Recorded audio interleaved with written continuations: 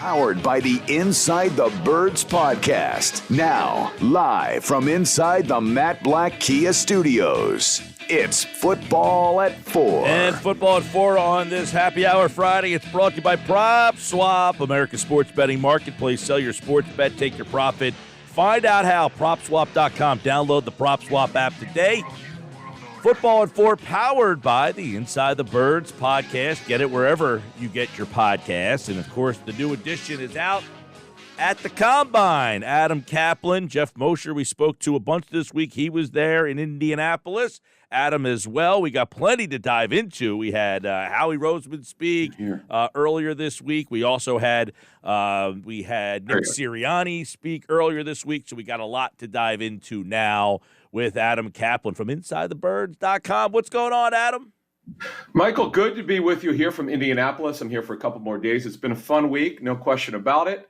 Weather's been interesting, to say the least. We have a 70-something degree weather coming tomorrow here. Nice. Before I get out of here. So it's certainly been fun and lots of Eagle stuff going on here. Yeah, I we'll get to a lot of the stuff that happened this week. I guess Malik Willis was kind of the guy yesterday. He was all over my Twitter feed. Yeah, Desmond Ridder and Kenny Pickett all threw well. You got to be careful. Malik Willis has a great arm. Nobody doubted that. We knew that coming in. If he never threw another football, we already know how he threw it. The question is for him, accuracy. He's very raw, needs a lot of work. Anyone who drafts him knows he's most likely not going to play the first year. He's a project, but he's really fun to watch. I was at the Senior Bowl watching him. Desmond Ridder's a guy that I like a lot who had a good day yesterday throwing it, and so did Kenny Pickett. And by the way, the workouts started on Thursday, and they conclude Monday afternoon. All right. Well, we saw on Wednesday both Howie Roseman and Nick Sirianni reiterated that Jalen Hurts is the guy. So are we now 100% taking him at their word, especially after Pete Carroll says, not interested in trading Russell Wilson.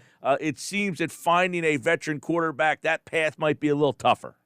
Well, Mike, I'd actually might want to make a small correction on what you said. Pete Carroll said. He said they have no intention of trading him. That doesn't mean that they won't trade him. In fact, that left the door open them for take calls and listen. No, I wouldn't. I'd put a small percentage that they trade him, but I wouldn't rule that out.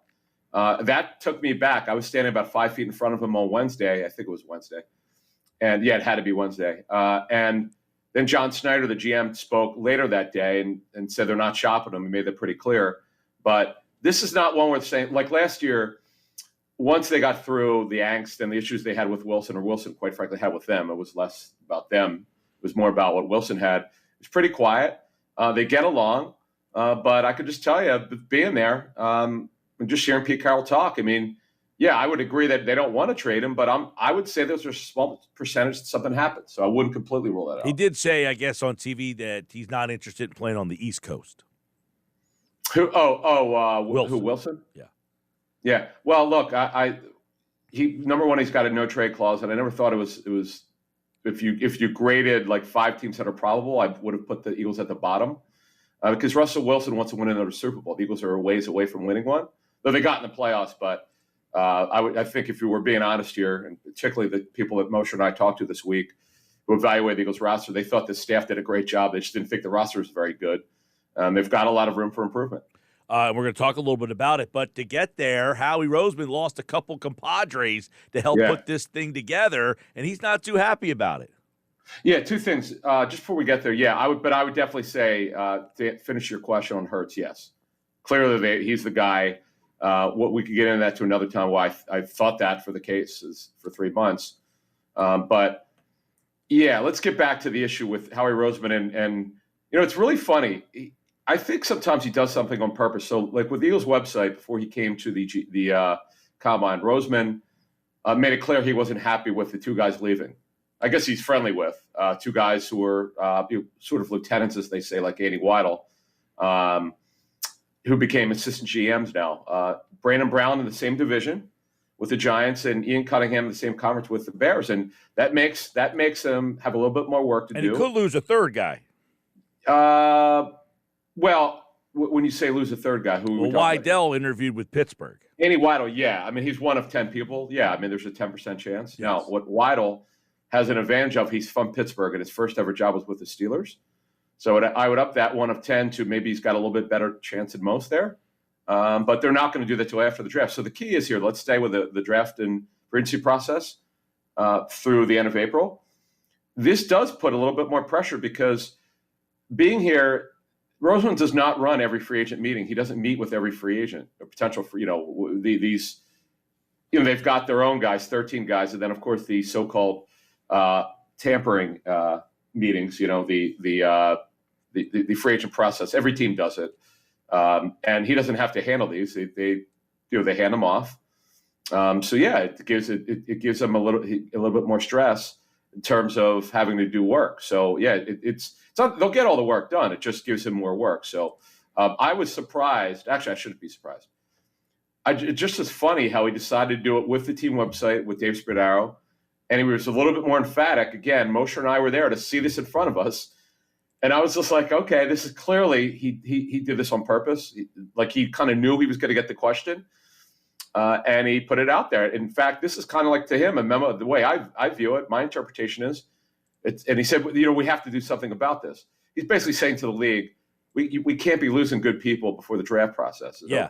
And I talked to Moshe earlier in the week, and he had mentioned that Weidl's contract, the way that GMs and front office guys' contracts work, they typically expire right after the draft, which is an odd time, So, it's the guy in Pittsburgh is leaving right after the draft, which means they need a replacement right there, and that's when some of these guys' contracts expire so they can kind of move freely in this process here. It makes it a really odd time because you're working with one organization trying to help them with your foot possibly at the door to replace Kevin Colbert.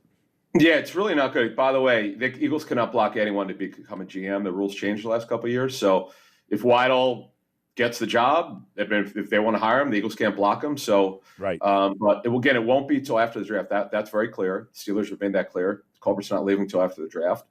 But Weidl is a guy that's highly qualified. And quite frankly, I'm shocked that he didn't get any other interviews other than Steelers. Howie Roseman did admit one thing, and that his pass rush is an issue. They have 3 picks, and I think the least shocking thing of the draft would be if they drafted a edge rusher, right? Yeah, with one of those 3 picks, and odds are against them keeping all 3, but if they do, they're going to draft one. If they only have 2 picks, as Moshe asked me on a show earlier this week, I believe it'll be a corner and a quarter, not a safety, a cornerback and D-end. No, safety ain't going to happen. That would be the shocker. That was going to be the shocker if they drafted a safety. And well, first of all, Moshe would probably keel over if they did because he's been one of them to do that. But it won't be a safety in round 1. The other thing is, I thought it was interesting that Roseman, he brought up that he feels better. He feels like he knows his coaches a little bit better. And one of the questions I thought was an interesting one was, well, listen, you're a defensive coordinator interviewed for jobs. Do you build a defense for this guy with the thought that he might be gone and he might have to do it again? But he's saying, I got a better feel for my coaches now and what they look. It's an interesting dynamic. Yeah, that's actually a really good point by him. And it's so important for fans to understand that, yes, Jonathan Gannon did not do a very good job in year 1. There's no defending it. He didn't. But the personnel staff will hopefully get him better players on defense. You mentioned defensive end. They need a better depth there. They have to get younger there opposite Josh Sweat. There's no question about that. Upgrading a linebacker, we'll have to see about that. Though we're going to drop some nuggets on our Monday morning show.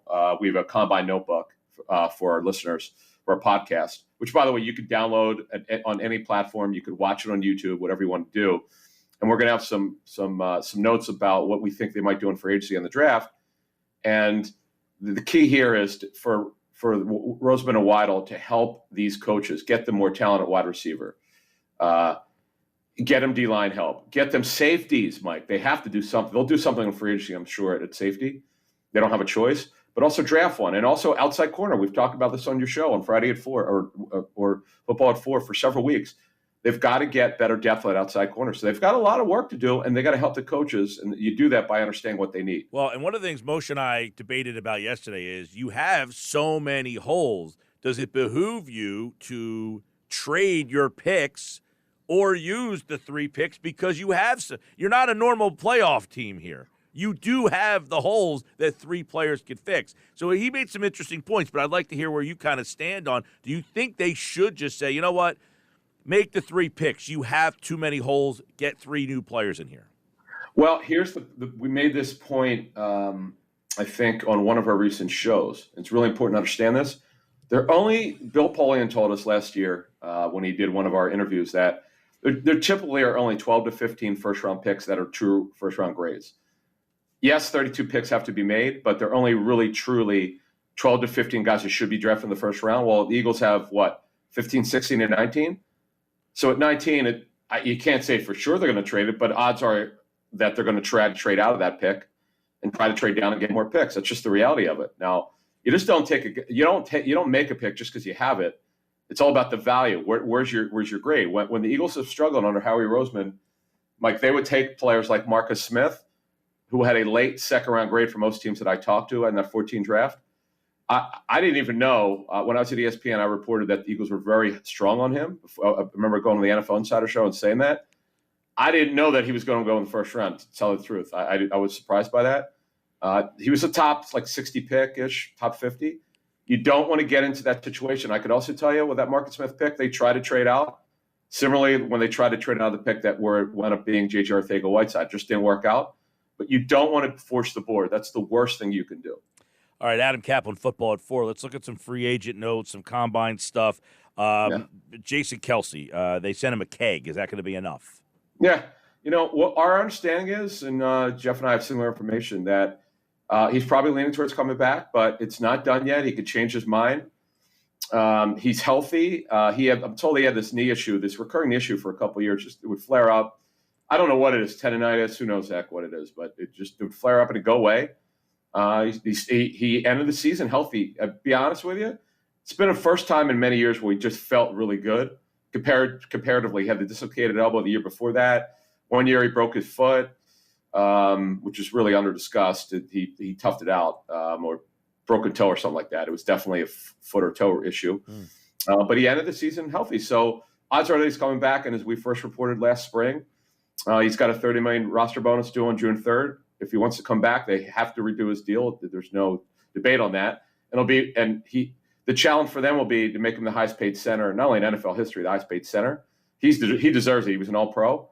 I know he's older, but that to me will be a debate for the front office and his agency. Something to keep an eye on. Another thing, we talk about the glamour spots on offense and defense they need help on, but man, they haven't had a punt returner here for a while, it seems like, Adam Caplan. Is that something that they might be shopping for? Yeah, it's interesting. We'll release names on our Monday show, but what Moshe and I have heard is that they're definitely shopping for punt kickoff returners. There's no question. It has not worked with Jalen Reagor. That was one of the roles he was supposed to have, and obviously he has not done a good job, particularly this past season. So it's something we're hearing that they're eyeing. So yeah, you're right, Mike. This is something that's been under discussed, which has been atrocious. Like they got the kicker back on order. Jake Elliott had a great year. Yep. Punter regressed, and now the return game is bad. So the special teams coaches, they have 3 of them. They've got to really get this thing up to speed. Hey, Moshe and I discussed yesterday, the offensive line is going to be interesting because what's going to happen with Sayamala? Where are they going to play him if Kelce comes back? You bring back a guy like Herbig. What's his role? I think that offensive line, you've got a very good starting 5, and you have a little bit of depth, but there's going to be a couple interesting decisions. Yeah, Nate Herbig, my understanding is I believe they want him back. But what I don't know is if they're going to tender him. He's a restricted free agent. If they do, they would do the low tender, which is just for over $2.4 million, which to me is very reasonable for one of the better backup interior linemen in the NFL. He could start for you if you need him to. Herbig's been a great story. He finally got into better shape last year. He was grossly overweight 2 years ago, and he really took his weight seriously. So, yeah, and obviously Kelce coming back, if he does, then Herbig definitely is a backup. And you know what? Another note, though, they really like this Jack Anderson, who they sign off the Bills practice squad, he played one game, I think, and played pretty well. So, yeah, there'd be a little bit later. They got Driscoll, too. Yeah, Driscoll, yes. So they got Driscoll coming back, who's a top backup right tackle and guard, who could start if you need him to. And then, although they don't really see Driscoll as a center, they do believe, though, Anderson and Herbig could be backup centers. So if they decide against bringing back Herbig, Jack Anderson could compete for that backup center guard job.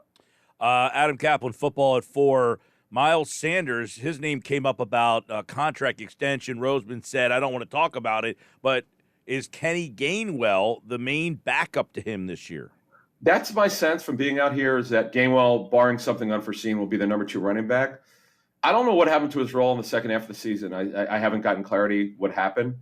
He was terrific the first half, and then I don't want to say he disappeared. He just didn't have that role. They kept rotating. I know Jordan Howard's a factor. He did well before he got hurt. Boston Scott to me, Mike, it's just going to be hard to bring him back because, again, the low tenor is $2.4 million. I suggested on recent shows you could severely cut his pay and say, hey, we'll bring it back at like $900,000 to $1 million. We'll fully guarantee it. But his role is he's too better for, you know what, Mike, he's better than the role that they have him for. It's way too inconsistent. And from what we're hearing, they would like Gainwell to just take that number 2 role. Yeah. So I would say in all probability he'll be the number 2 back. Yeah, and he's one of those guys that showed some stuff last year. Definitely has the speed, can catch the ball in the backfield. He's fun, a good piece. All right. What's the feeling? You're out there talking to everybody at the combine around the NFL on the quarterback situation. This is going to be a merry-go-round, and it seems like there's so many guys out there, and I think the name that's kind of emerging is Mitch Trubisky. Yeah, so, okay, first of all, this is what I want to say. It's a shame on me for not discussing it with Hurts. Just to complete, this plays into these notes here. So the reason why, Mike, I'm pretty certain of this now. I felt this was the case when they surprised us, when Sirianni and Roseman went on the record and said he's their guy after the season was over, and they reaffirmed it 2 days ago. It's mainly because they do like him, but the big reason is because I don't believe they love these quarterbacks in this draft, number 1. Number 2, Russell Wilson is going to take a lot of compensation. It could take 3 first-round picks. I don't get the feeling that they want to do that. Deshaun Watson's got legal issues. Jimmy Garoppolo, I'm told they're not interested in. So where are you going here? And they like Gardner Minshew, by the way, a lot as their backup. So it's not a good time to need a quarterback. And you mentioned Mitch Trubisky. Trubisky is, I'm told, really a bunch of people here feel like he'll be on the radar of a bunch of teams. He won't go in and start anywhere. He'll be able to compete for a starting job potentially, whether it's the Giants, Washington, Pittsburgh, something like that. But the fact of the matter is, Mitch Trubisky is the best free agent quarterback on the market right now. Yeah, it's interesting because he was in Buffalo, and of course the whole Buffalo regime is now in New York. If they would consider bringing him in to kind of push with Daniel Jones. Does Washington get involved? Washington needs a quarterback bad. So Trubisky, could he end up in the NFC East? That could be something to keep an eye on. If he's the best option on the free agent market, well, it's a possibility that Washington gets involved. They need a quarterback in the worst way, right? Badly. Yeah. And again, that's why Hurts is going to be the quarterback this season. Think about it. I know Russell Wilson, fans would love to have him, but you're going to give up these 3 first-round picks, and you have so many holes. To me, it's just you need blue chip players. They need an answer. Look, and by the way, this is Hurts' 3rd year of his 4-year deal. Mm-hmm. If he doesn't play this season, he did improve last season. But if he doesn't play this season, he won't be the quarterback the next season. So, yeah, we need to be careful with that one. All right, the combine continues. By the way, local kid Bo Melton was a 4.3 40, man. I mean, seems like they were handing out 4.3s down there, but he was one of was the that official? Was that the official time? 4.34 at the time. It was the 4th fastest. I don't know if people have surpassed. I don't think so. I don't think anybody's. So 4.34. Yeah, we saw him at the Senior Bowl. His dad Gary was in the NFL for a little bit. Yeah, I'd like to. I haven't got the official times yet. Because he's not it's interesting. He's not really a speed guy per se, but if that 4.34 is legitimate, if that's actually real time, I think teams will have to take a look at that because he's not known as an explosive guy. He's just got great versatility. He's pretty tough, run after the catch guy. Probably going to be a slot receiver the next level. But that's pretty interesting if that holds up. Sure is. He's a guy that, I caught a bunch of his games at Cedar Creek. Watching him in high school, he was amazing. He was a running back. They handed him the ball a lot, so he has jet sweep in his background. And at Rutgers, I just don't think he had the quarterback play. But I heard he had a good week at the Senior Bowl, too. So a guy to kind of keep an eye on locally here. Adam Caplan, of course, InsideTheBirds.com, the Inside the Birds podcast, all off season long. The Intel Show with Greg Cosell. Trey Thomas has his show on the Inside the Birds platform, and all the stuff from Andrew covering the draft. Check them all out. And, of course, Football at 4. Every day, 4 o'clock, we talk football right here on the Sports Bash. Have a great weekend, Adam. You too, my friend. See ya. All right, there he goes. Adam Caplan, InsideTheBirds.com. This is Football at 4.